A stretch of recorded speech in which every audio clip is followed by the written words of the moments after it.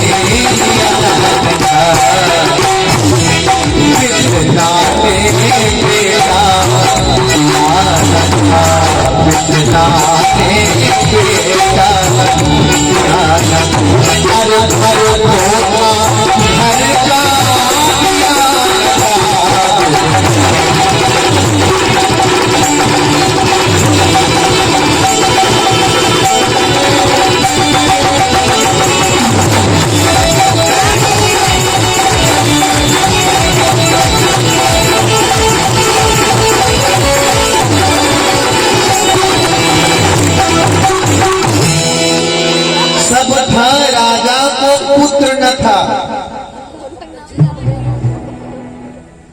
निर्वंशी नहीं कहा उन्होंने भी, गोस्वामी तुलसीदास जी ने कहीं निर्वंशी शब्द का प्रयोग नहीं किया।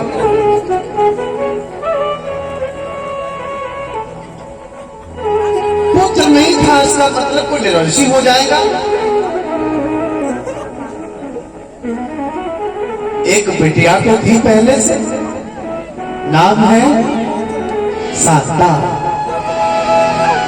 अब बताओ, एक बिटिया बड़ी हो रही है, सामने सेवा कर रही है, टहल बजाती है, लाड लगाती है, और दशरथ को निर्वंशी करते बड़े बड़े उनके मन पर बैठकर। दशरथ साहब निर्वंशी थे ही नहीं। हाँ, उनके जीवन में पुत्र क्यों नहीं मिला था?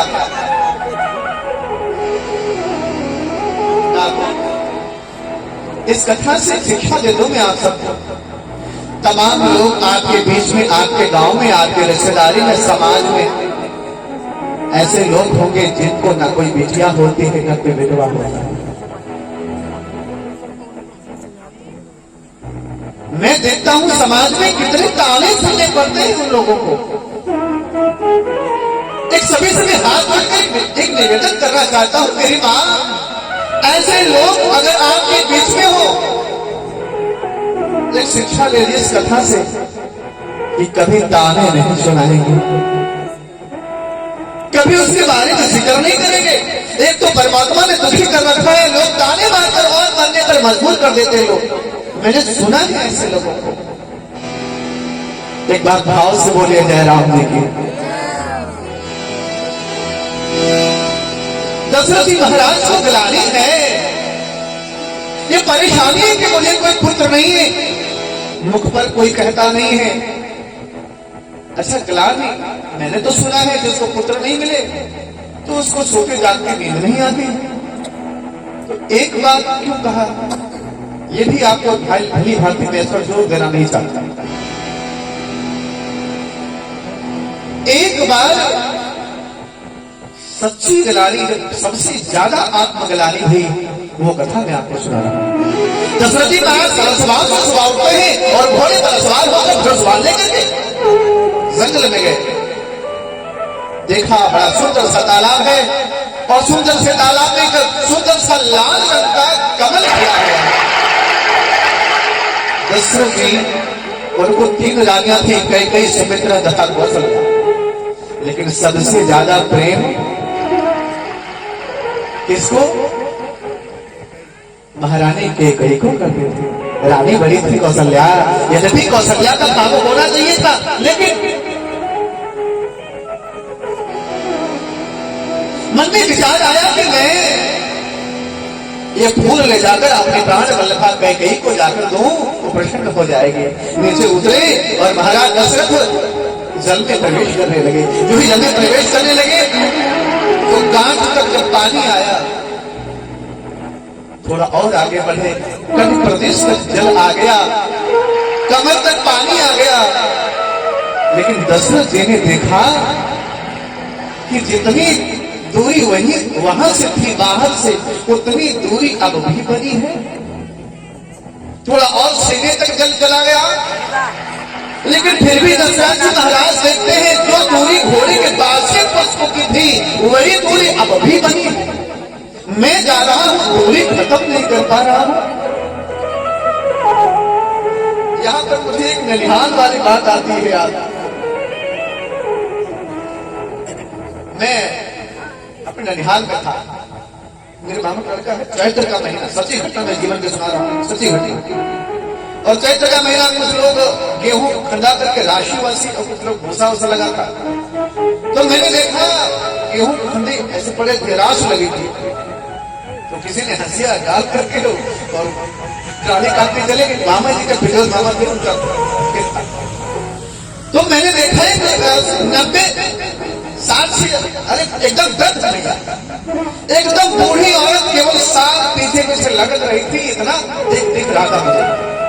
शाम का वक्त था, थोड़ी थोड़ी उजली रात थी, कोई 8 बजे हो गए। तो मैंने देखा, कहा ये तो लोग ट्रॉली काटने गई, ये कौन है? तो हमारे मन में आया कि ये कोई गेहूं चुराने आया है। मेरे मन में आया, हमने कहा मैया कौन? नारी बोली नहीं, क्योंकि नारी होती तो बोलती। तो मैं थोड़ा पास में जाने लगा। जब पास जाने लगा तो बुढ़िया खड़ी हो गई। और जब बुढ़िया खड़ी हो गई तो हमने कहा नाम तो बता, कौन हो तुम? अब आगे हम चल दिए तो बुढ़िया भी चल दी। तो हम थोड़ा और तेज लपके तो बुढ़िया भी लपकने लगी। तो हमने कहा नाम बता दो, आज हम जान के रहेंगे। तो तुम हो कौन? अरे तुम्हें शर्म नहीं आई गेहूं के बातें हुए? अब 2-4 पसीने पोस्ट में लगा लोगे, क्या भला हो जाएगा तुम्हारा? इतना कुछ कहा मैंने, उसने कोई जवाब ही नहीं दिया। हम फिर लपकने लगे। हम भी आज बुरा को छोड़ेंगे नहीं, जब तक पकड़ नहीं लेंगे। हम लपकने लगे, अब बुढ़िया भी लपकने लगी। सच कह रहा हूं मां, एक कथा नहीं हुई। मैंने अपनी पूरी ताकत लपकने में लगा दी। जो दूरी मेरे से बनी थी राशि तक बुढ़िया की, वो दूरी तब भी बनी थी जब मैं लपक रहा था। मैं फिर दौड़ा, लोटा वोटा रख दिया। मैं फिर दौड़ा। अब एक ही नहीं कहेंगे बाबूजी, मैं ठहरा जवान आदमी, वो ठहरे एक बुढ़िया। कम से कम 10 खेत तक मैंने उसका पीछा दिया। लेकिन वो बुढ़िया कुछ लोग गेहूं कर रहे थे, छोटी सी केवल खाड़ थी, तमीना का पेड़, वो वहीं पर जाकर के खाए। सच कह रहा हूं, आंखों से जो मैंने देखा वो मैं बता रहा हूं आपको। 2-3 लोग मामे थे, हमने कहा इधर कोई बुढ़िया गई, इधर तो कोई बुढ़िया नहीं गई। हमने कहा फिर वो गई कहाँ? अभी तो यही थी, वो गई कहाँ? अब कोई है भी नहीं, चारों तरफ कटे पड़े। तो उन्होंने कहा घर चले जाओ, ज्यादा बजे को बजे घुमाने करो। तो हमने कहा बताओ तो पहले हम बताएंगे। तो थोड़े छोटे थे, अब डर नहीं लगता, तब नहीं था तो थोड़ा छोटे थे। तो उस समय जब उन्होंने बताया तो सारे रोटे हमारे शरीर के भन खड़े हो गए। हमने वही हाथ जोड़े, हमने कहा तुम जौन हो, अब दोबारा कभी हमको मत मिलिएगा। तुम अपना काम करो, अपना काम करे। ये दूरी की बात आई कि हमने आपको बता दिया, वो दूरी हमने नहीं खत्म कर पाई। दशरथ जी महाराज की जो दूरी पहले की थी उससे वो दूरी कमर तक जला गया, ग्रीवा तक जला गया। दशरथ जी महाराज की दूरी वही बनी रही। तो दशरथ जी महाराज क्रोध में आ गए, बाहर निकल आए हैं, जिसे मैं चाहूं मेरे हाथ बना आए। धनुष बाण निकाला, मैं छड़ी छेद कर डालूंगा तुम्हें, किसी के लायक नहीं बचेगा। तो आप इसमें आकर दशरथ जी महाराज बड़ा क्रोध है, लेकिन व्यक्ति को क्रोध नहीं करना चाहिए। तो वही क्रोध के साथ में लौट आए। मंत्री सुमंत को आवाज लगाया है, मंत्री सुमंत महाराज कहा वो लड़का जो सुपर का काम करता है ना, घर पोछा वाला, जरा उससे बुला। तो लड़का बुलाया गया और लड़के ने हाथ जोड़कर सामने खड़ा हुआ लड़का कहा, महाराज आदेश का आदेश ये है कि कल 10 बजे तुझे फांसी की सजा में सुना रहा। अब देखो, मना तो कर नहीं सकता, राधे समझा ले, मना नहीं कर सकता, कोई बात नहीं। घर गया, प्रजावासियों को बुला कर खिलाया, माता पिता को बुला कर खिलाया। कहा सुनो ऋषियों, प्रजावासियों, एक मेरी बात सुनो, महाराज से हम पूछ सकते हैं कि मुझे सजा दी है वो मंजूर है, फिर मेरा कसूर क्या है? कसूर तो बता दो। दशरथ जी ने कहा कसूर ये है कि सुबह उठकर मैंने तेरा चेहरा देखा था तो मेरा दिन खराब हो गया। कोई बात नहीं, ये अच्छे पुरुष की निशानी नहीं है। ऐसा आप किसी काम के बनने से जा रहे हो और वह काम आपका न हो तो आप किसी पर गलती थोपे कि फलाने तुम मिल गए सामने कि हमारे काम नहीं हुआ। ये कोई बात नहीं है, ये है क्या? ये है गुस्सा। कभी कभी आप लोग भी लड़के आएंगे बाहर से, गुस्सा उतारेंगे पत्नी पर, मां धमाधम और गुस्सा उतारेंगे बच्चों पर। नहीं, ऐसा कदापि नहीं करना चाहिए। गुस्सा उतारा नौकर पे तो नौकर ने वही खड़ा होकर कह दिया, महाराज मृत्यु दंड से और बढ़कर कुछ दंड नहीं हो सकता। आप कह रहे हैं, सुनो प्रजावासियों, आप महाराज दशरथ का कथन है कि इन्होंने मेरा दर्शन, मेरा मुखमंडल पहले देखा सुबह उठ करके, इनका दिन खराब हो गया और मैं भी सुबह सुबह उठकर आया था, मैंने भी महाराज का पहली बार सबसे पहला मुख अवलोकन किया था। अरे इनका तो दिन खराब हो गया, अरे मेरा तो जीवन खराब हो रहा है, मेरी कौन आ रही है? अरे बताओ, मैं फैसला आपके ऊपर छोड़ना चाहता हूँ। अभागा मैं हूँ कि महाराज है? चेहरा देखने वाला मेरा नहीं, इनका नहीं है। अरे तुमने मुझे मौत दे दिया, इससे बढ़कर क्या दोगे? आज मैं डंडे की चौक पर कहता हूँ, महाराज तुम्हारा तो मुख देखने वाला नहीं है, क्योंकि तुम्हारे जीवन में कोई पुत्र नहीं है।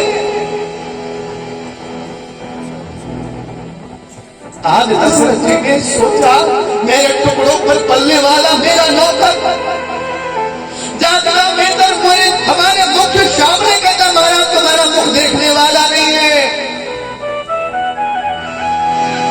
दशरथ जी महाराज कहते, बेटे अपने किए पर पश्चाताप कर रहा हूं, क्षमा कर मुझे।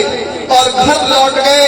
रात भर इतना रोए कि तकिया गीली हो गई। बहुत रोए।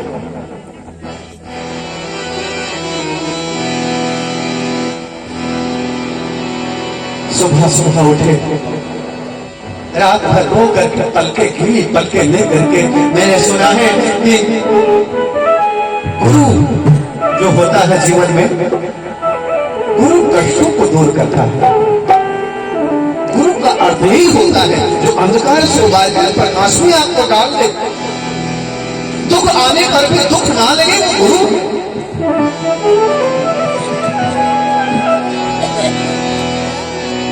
गुरु ग्रह गए तुरंत नहीं पाया। सुबह सुबह दशरथ जी महाराज उठे, चरणों में गिर गए, चरण लागी कर विनय विसारा।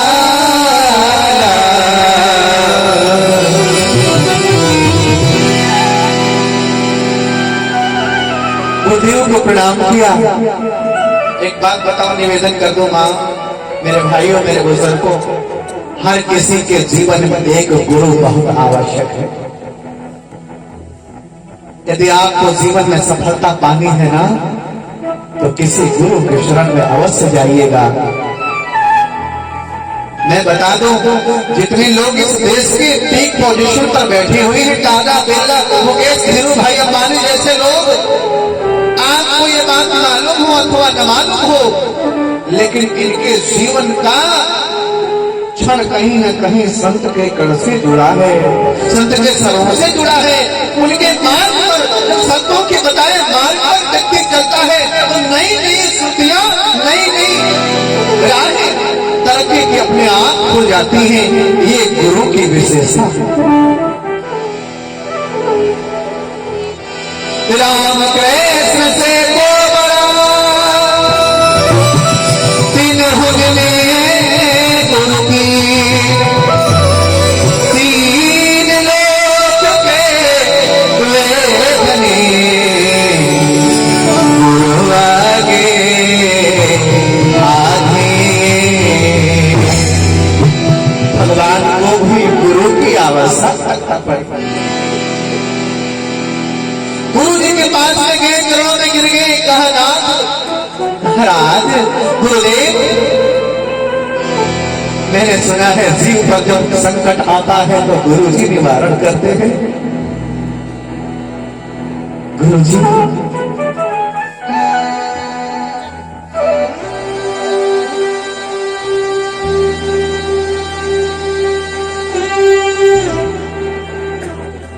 क्या इस दशरथ के साथ ही मेरा वंश खत्म हो जाएगा? क्या हमारे परिवार में कोई नहीं होगा हमारे पुरखों को तर्पण करने वाला? क्या दशरथ के साथ सूर्यवंश की कितने समाप्त हो जाएंगे? गुरु जी, क्या मेरे नाम के साथ ही ये वंश टूट जाएगा? कौन सा पाप किया था मैंने जो मेरे वंश के पेट हिल सकते? भगवान का भजन करते करते चौथा पद आ गया, आज तक मैंने पुत्र का चेहरा देखने को नहीं पाया।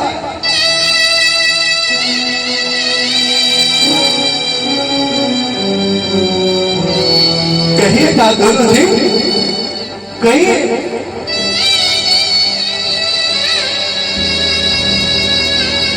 गुरु वशिष्ठ जी ने कहा, दशरथ ये नई बात नहीं है, तुम्हारे सूर्यवंश की ये परंपरा है। अब जब जब किसी को पुत्र की प्राप्ति करनी होती है तब तब उसको यज्ञ करना पड़ा। मेरा मन कहता है कि तुम भी एक यज्ञ करा डालो, तुम्हें भी पुत्र मिलेगा। आप करेंगे? नहीं। हृदय रोग का विशेष अलग डॉक्टर होता है, किडनी रोग का अलग डॉक्टर, गला रोग का अलग डॉक्टर होता है, हड्डी का अलग डॉक्टर। उस समय जो पुत्रेश यज्ञ के विशेषज्ञ थे वो है ऋषि सरंगी जी महाराज। सरंगी जी कौन है? सरंगी जी, इनके पिता का नाम है ऋषि विभाजक मुनि। जन्म कैसे भया? हिरणी के गर्भ से। अमावस्या का दिन था, जेठ की लहलाते धूप में एक प्यास से आकर हिरणी गंगा में जल पीने लगी। उसी समय ऋषि विभाजक मुनि जी स्नान कर रहे थे। स्नान करने के उद्देश्य से एक उसमें बहुत बड़ी अप्सरा, ज्ञानी मानी अप्सरा, नाम था उर्वशी। जैसे आजकल सपना चौधरी, जाने क्या पसंद लोगों को?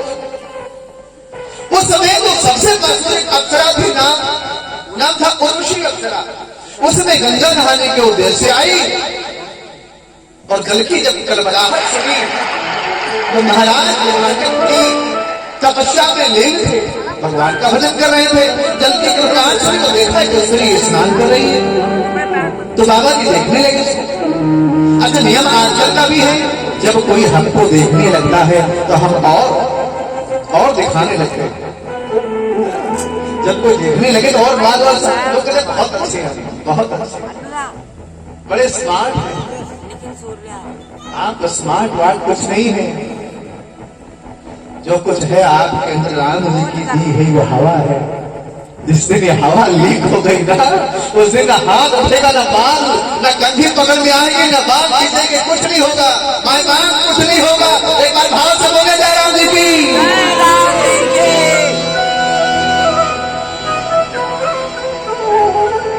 क्या भैया, बाबा जी से नीर आ गया, उठ करके गंगा में प्रवेश हुई और बाबा जी का तेज स्थित हो गया, बाबा जी का तेज निपात हो गया और वही तेज बाबा जी का तेज बहता बहता जा रहा था।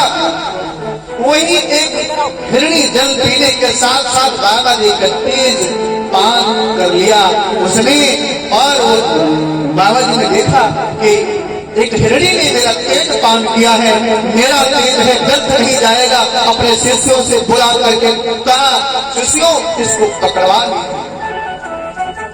शिष्यों से हिरणी को पकड़वाया, अच्छी अच्छी हरी हरी घास लाते थे।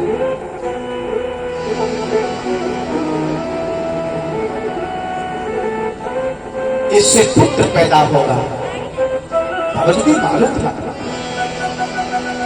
अच्छी अच्छी हरी हरी घास लावे, उसी के साथ जीवन शुरू हो गया। आजकल लोग अगर कुत्ता पालते हैं तो गलत क्या करते हैं, जब पहले के बाबा लोग ही जानवरों में आसक्ति रखते थे।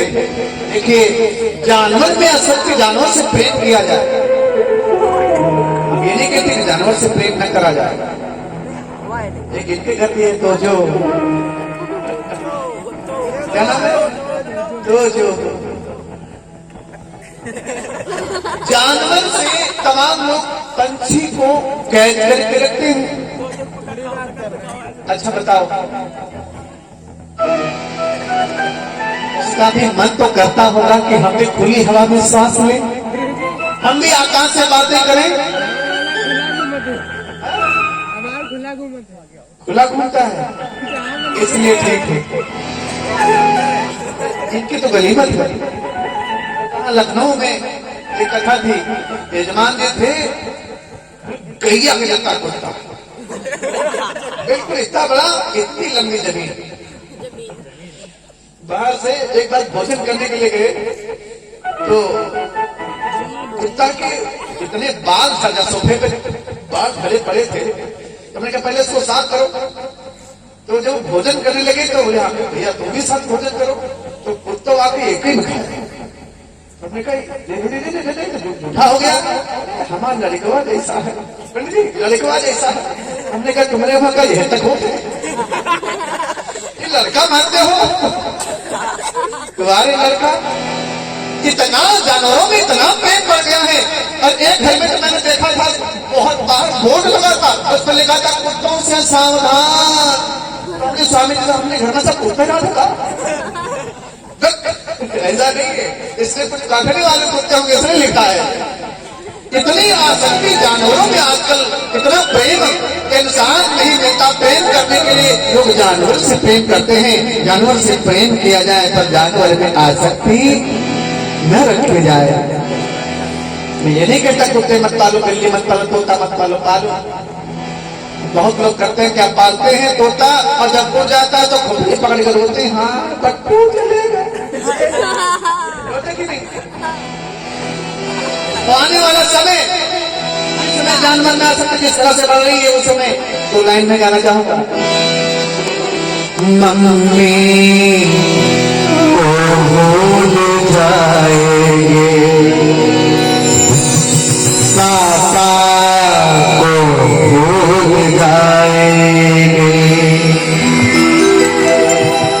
लोग इतना माता पिता को समय नहीं देते जितना कुत्तों को टहलाने में टाइम देते हैं। रोटी पूरा दिन रहते हैं, लेकिन जो समय मिलता है सुबह शाम पकड़िए जमीर इधर उधर घुमा रहे।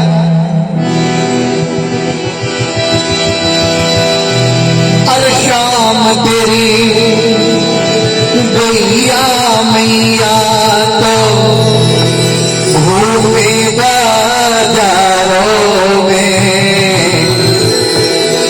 हर शाम तेरी गैया मैया तो घूमे बाजारों में।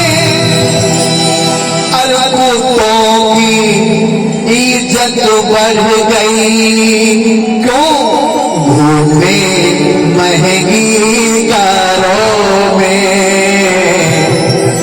कुत्तों की इज्जत बढ़ गई, घूमे महंगी कारों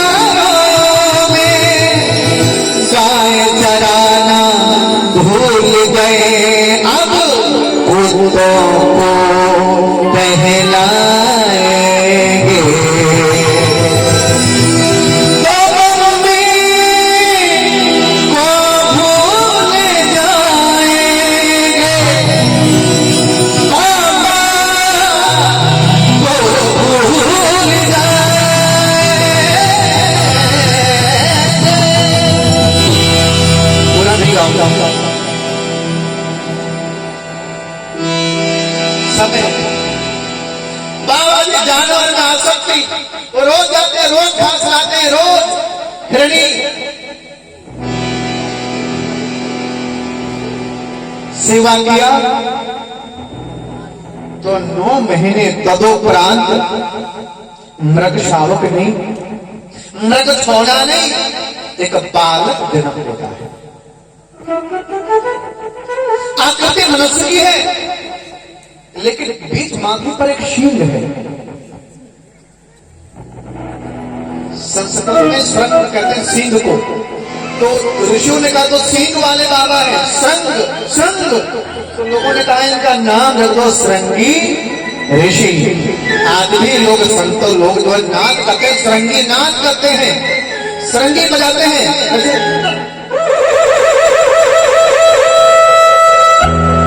ये श्रृंगी तमाम तरह के बिल्कुल बजते हैं, श्रृंगी नाच ऋषि लोग करते हैं, तो उनका नाम हो गया श्रृंगी। तो श्रृंगी ऋषि जी महाराज की जय।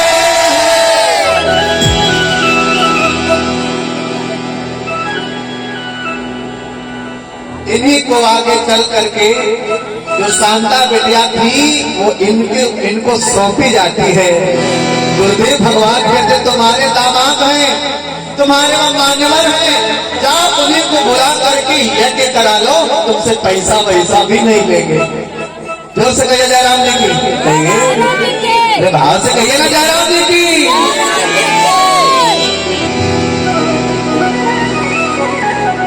दशरथ जी ने कहा मंत्री सुमंत्र मेरा रथ सजाया जाए, मेरे घोड़े तैयार किए जाए। अब देखो गुरु जी, यही गुरु का काम है। गुरु जी ने स्पष्ट मना कर दिया, कहा सुनो रथ से बैठ कर जाओगे, घोड़े पर लग कर जाओगे, अपनी चमक दिखाने जाओगे। 3 जगह पर जब व्यक्ति को जाना चाहिए तो अपनी चमक नहीं, भिखारी बन के जाओ, छोटा बन के जाओ। राजा के पास जाओ तो छोटा बन के जाओ। पता लगा विधायक जी से कुछ याचना करने गए और गए 15 लाख की गाड़ी से। विधायक ने देखा ये तो खुदा राजा है, हमसे क्या मांग में आया। गुरु के पास भी जाओ तो छोटा बन के जाओ। गुरु कह देगा भैया तुम खुद महागुरु, छोटा बन के जाओ। अब आप भी सीख ले लो इस कथा से, इस प्रसंग से। अभी प्रसंग चल रहा है, कथा कैसे सुनी जाए, कथा में कैसे जाया जाए। सुन लो मेरी बात, दशरथ जी महाराज खाली हाथ नहीं गए थे ना, फल ले गए थे। कितने फल ले गए थे? 4। और ऐसे वैसे फल नहीं ले गए, बड़े सुंदर सुंदर फल ले गए, तभी सुंदर सुंदर फल मिले। आपसे भी निवेदन है कि आप भी कथा में आया करो तो थोड़े थोड़े फल लाया करो, थोड़े थोड़े फल लाया करो। हम थोड़ा खाए लेंगे, ठंडी में ज्यादा फल खाए नहीं जाते हैं। क्या करो, बारी बारी से। अब वो जमाना नहीं रहा पंजीरी वाला, पहले तो डलवा भर भर के पंजीरी आती थी। बाबूजी लोग कैसे बैठे हैं, डलवा भर के पंजीरी आती थी। हमें बचपना खूब याद है। बचपन में एक पंडित जी आते थे हमारे गांव कथा करने, तो वो फकना बोलते थे। क्या फकना? आटा का बनता था, चीनी डाल करके फकना होता था। तो लोग फाकते थे, हम लोग सामने वालों को फकाते थे। हमने कहा अब तो आप फूफा, फकना भाग करके फूफा कहलाते थे लोग। तो जिनका फकना था सब फूफा में फूफा करके बाहर। एक नियम था।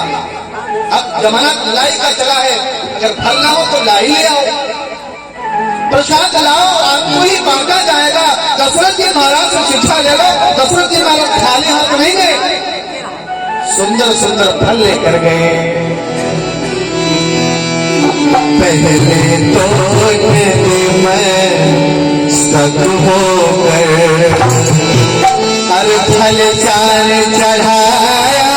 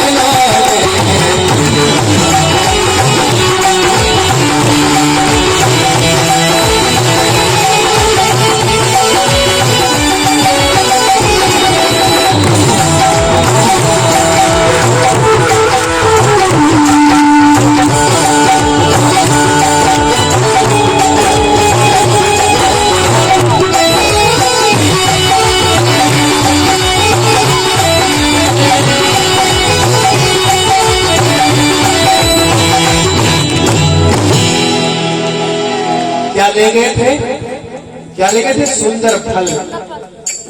तो आप भी सुंदर सुंदर फल लाइए। जब मांगे होती है अम्मा पूरी दादी लोग जब बैठती हैं तो बैठे बैठे खूब ऐसे बनते, भगवान नीक कहूँ देखे बहुत हो गया, नीक देखे तो सेवा लाठी न मारे, और पोता मैंने खुद और बड़ा कोई भगवान कहूँ दे दे तू एक पोता पोता दे दे तू मांगे मांगने ये कल्पवृक्षी भगवान देने के लिए बैठे हैं, तो भगवान को तुम भी तो कुछ दो, तुम्हारा धर्म है कि नहीं? और फल लाइएगा तो सुंदर फल लाइएगा। आप लोग होशियारी, कलयुग के लोग होशियारी ज्यादा करते हैं। सुन लो भैया, पंडित जी ने जब पंडित जी बहुत कहते हैं तब क्या करते हैं, रहीमाबाद के राय पे गए, और आजकल ठंडे में केला सस्ता है, और सस्ते में कई कैटेगरी ठेले वाला बड़ा होशियार रहता है, 2-3 प्रकार के फल लगाता है। ये लोग जाती हैं, सबसे पहला फर्स्ट वाला पूछती है केला क्या भाव? 40 रुपए दर्जन। ठंडी चल रही है, 40 दर्जन ये 20 रुपया। और एक केला कौन वाले जो 1 हफ्ता से बिके नहीं थे, तब काला काला हो गया था, एकदम ऐठे विकलांग, जहाँ जाते वैसे पड़ा, ये 15 रुपया। कौन सा भगवान कथम तो चला, ऐसे कर 2 दर्जन पैकेट दो। अब उस समय वो लेकर चले आए, मासी रखा चलिए, कहा हमारा भोजन कहाँ ले जाना? निवेदन करता हूँ मेरी मैया, हंसने की बात नहीं है, लाइएगा। इसलिए कह रहा हूँ लोगों को कहो दान कर लो, तो वस्त्र दान भी ऐसा करेंगे आर पार बयाला जैसे छन्ना जैसे कपड़ा ऐसा देंगे कि छन्ना जैसे दिखा, न पंडित जी पोछो नहीं बना सके, न पहन सके। एक कर्म सीख लो, नियम सीख लो, इस प्रकार से दान वो चीज करना चाहिए जो स्वयं को पसंद हो। वो व्यवहार किसी के साथ मत करिएगा जो आपको स्वयं पसंद ना हो, तो किसी और को कैसे पसंद हो सकता है? जो आपको क्या करेंगे, मिठाई जो भगवान के चरणों में लाने के लिए कहा गया, तो मिठाई 60 रुपए के लड्डू, और ससुराल में 500 वाली, ये वहां परसेंटेज बढ़ाना है, चरणों में कौन परसेंटेज बढ़ेगा? गलत है। जो स्वयं को पसंद हो, एक दिन भगवान को भी अपनी पसंद खिला करके देखो ना, कभी वही जो आपको पसंद है वो निरंतर आपको भगवान प्रदान करेंगे। जोर से हाथ रख बोलो जय राम जी की।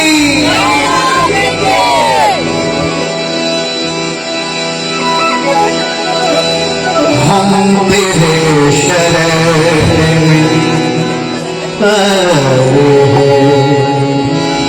भिखारी की तरह,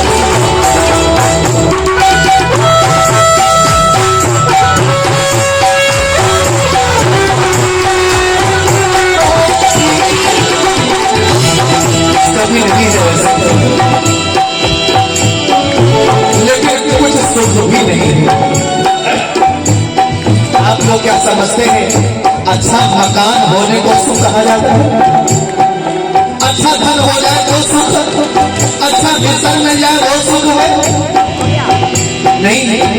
जहां पर आपका मन शांत हो जाए, आपका मन स्थिर हो जाए, विचारमान हो जाए और संतुष्ट हो जाए, वही सुख है, वही सुख है और कहीं सुख नहीं है।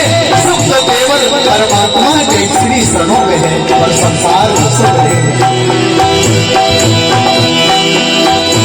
वो मेरी मंजिल नहीं है, मेरी मंजिल है कहाँ, मेरा ठिकाना है कहाँ, मेरी मंजिल है कहाँ, मेरा ठिकाना है कहाँ।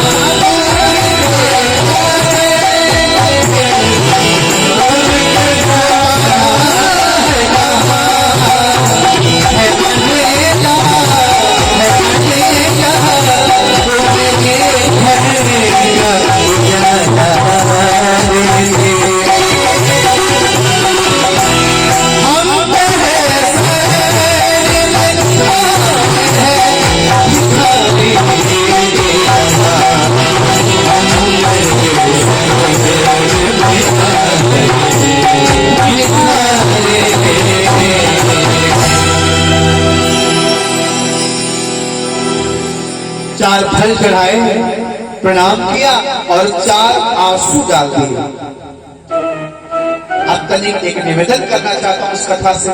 निवेदन क्या है? आपके ऊपर जब दुख कभी आए, धन का अभाव हो, किसी की आवश्यकता पड़े, तो रिश्तेदारों से यारों से बाद में कहिएगा, मां सबसे पहले अपने भगवान से कहिएगा। मेरी उम्र 30 वर्ष की रही होगी, छोटे से जीवन का आभास में आपको बता दूं मां, जब जब संकट की घड़ी आई मैंने किसी को नहीं कहा, मैं राम के सामने बैठकर रोया, उन्होंने मेरी सुनी। मेरा विश्वास है वो आपकी भी सुनेगा, पूरी दुनिया की वो सुनता है। 10,000 कोई दे करके दे भी देगा तो 50,000 कहेगा फलाने 10,000 ले गए थे अभी तक दे नहीं पाए। मेरी मां मेरे बाबूजी सबसे पहले भगवान से कह लीजिएगा, मेरा विश्वास है भगवान आपका दुख करेंगे, कहीं न कहीं से व्यवस्था करेंगे।